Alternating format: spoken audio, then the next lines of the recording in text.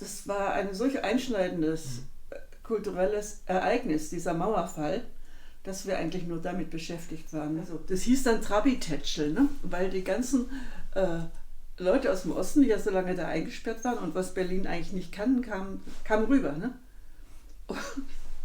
Naja, die ersten Tage, da waren die Regale bei Edeka und so weiter in den großen Läden leer gekauft. Ne?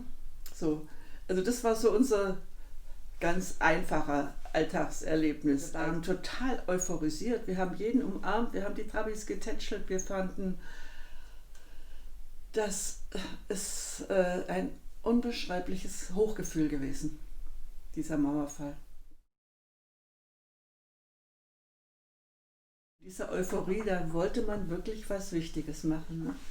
Und dann habe ich mir dieses Ost-West-Künstler, ich habe gedacht, so, jetzt bricht alles zusammen, jetzt lasst uns mal auf dem Teufelsberg eine gemeinsame Aktion machen, so zwei Systeme kollidieren, ne? Das kommunistische und das kapitalistische oder sozialistische, kapitalistische.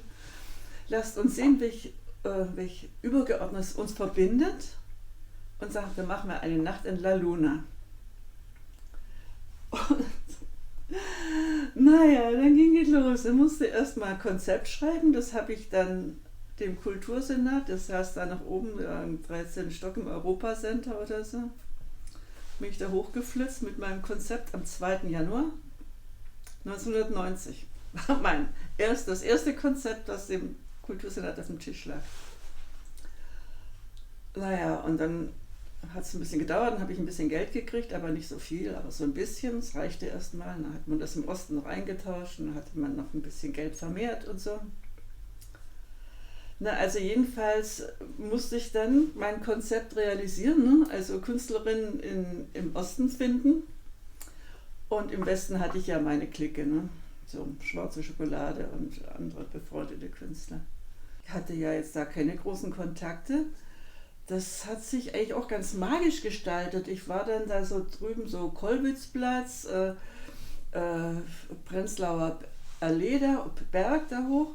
Und da wurde gerade das erste Ostberliner Frauenzentrum eingerichtet, Eva. Und schwupps war ich da, ne? Und habe gesagt, nee, ey, komm Mädels, ja? Wollen wir nicht was zusammen machen, ne?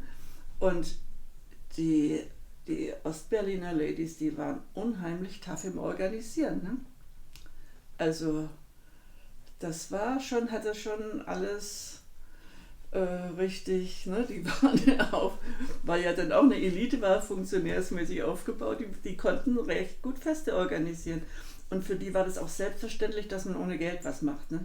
Ich hatte also Gerlinde Kempendorf war eine unglaubliche Rocksängerin, ne? Mit ihrer eigenen Band. Und die brauchten alle Strom.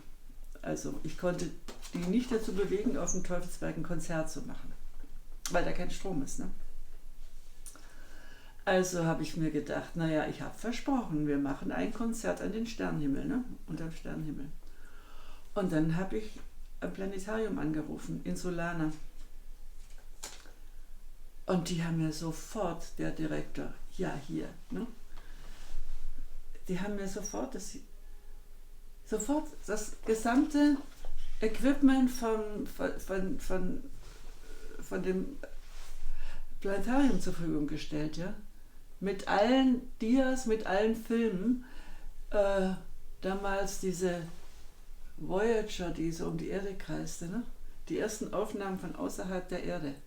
Ich hatte den Film, ja? Wir lagen da in den Sesseln, kannst du ein bisschen flatt stellen. Und ich habe die Filme ganz langsam gestellt, so, und es war gefilmt, die Erde, ne? Hast da die Kuppel und hast du hier die eine Seite von der Erde, ne? Du kriegst hier so von außen gefilmt, also siehst du die Erde von außen, ne?